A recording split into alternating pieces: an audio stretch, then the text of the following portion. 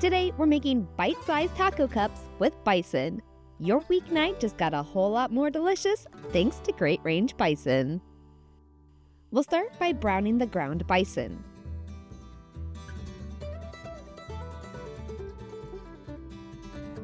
When the meat is still a little pink, add a diced onion, diced green chilies, and salsa for a boost of flavor.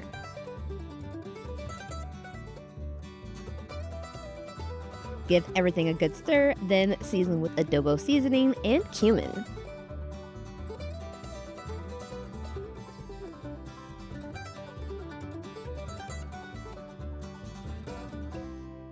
Once most of the meat is browned, pour in the enchilada sauce to add a little kick to the filling.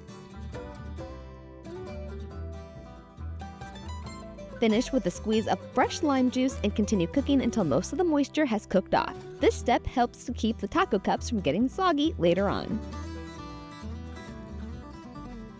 Let the taco filling cool for a few minutes while you prepare the shells.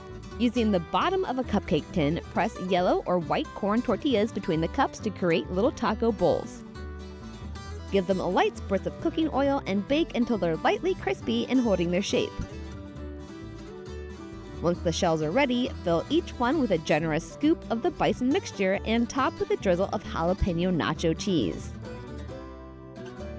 Return the tray to the oven just long enough to melt the cheese and heat everything through.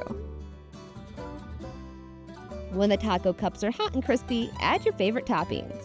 I topped mine with shredded lettuce, sliced avocado, jalapeños, diced tomato, and of course, a dollop of sour cream. These taco cups are easy to make ahead to bring a little spicy flair to any weeknight dinner. Bison is leaner than beef, making it a great way to lighten up a meal without giving up flavor. Let us know what bison recipes you'd like to see next, and you can find this recipe and many more at greatrangebison.com.